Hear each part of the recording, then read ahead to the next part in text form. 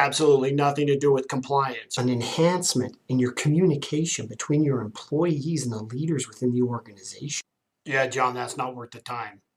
It's not a compliance issue. It's not worth the time. What if we show sharing of institutional knowledge? Your experienced people coaching those that are less experienced. Are you kidding me here, John? What does that have to do with health and safety compliance? Yes, it's sad to say, but look at that. 2017. When did you start this effort? 2013. When did you start your career? 1998. Dang, you're a sorry safety professional. That's 19 years to create a way for the leader of a massive organization to push a button, see the expectation of one of their employees anywhere in the world, and give them some feedback. 19 years. To see the effort of Julio, boots on the ground in a refinery anywhere in the world, see his expectation, how he's going to solve the problems that he has, and the CEO gives him feedback. And what did the email say? Julio was running around like a little kid on the job site, showing it to everyone. I know what you're saying. Whoop-de-doo, big deal, John. Yeah, good job, whatever. Think about it. If you can do it one time, and it takes less than a minute, you can do it twice. Can you spare 1 minute a day?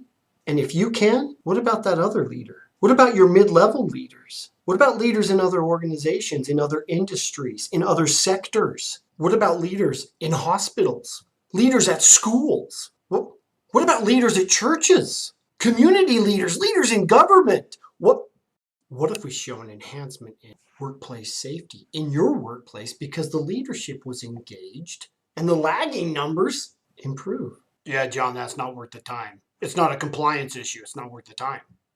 What if we show empathy? Are you kidding me here, John? What does that have to do with health and safety compliance? What if we show all of this occurring through, around, over? There is no barrier. There's no race, gender, location, ethnicity, religion. There isn't a barrier because the barrier is the problem at hand and giving the person some encouragement. Will you please tell me something about compliance? What if we show a financial return on that effort? How big? Huge. Millions of dollars in premium savings. Costs will go down. I promise you. Substantial amount. It's not compliance, but it's pretty damn close. Can you prove it? What if we show that the information that's being put in is valuable information because people are putting it in with a purpose? You said value. How valuable? Everyone defines value a little bit differently. You may define it one way. I define it a little bit different. A division of the CDC, NIOSH, it was right before COVID really got started. I want to say it was the day of the earthquake in Utah.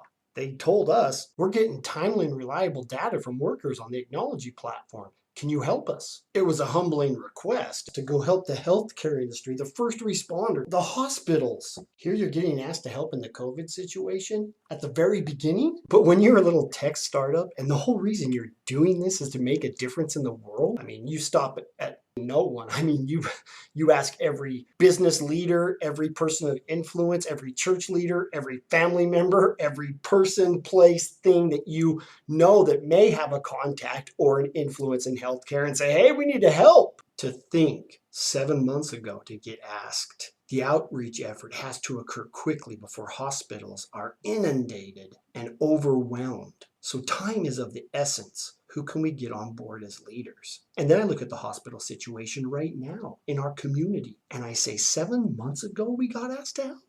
Everyone defines value in a different way. But don't devalue someone's effort to help someone else. That's wrong.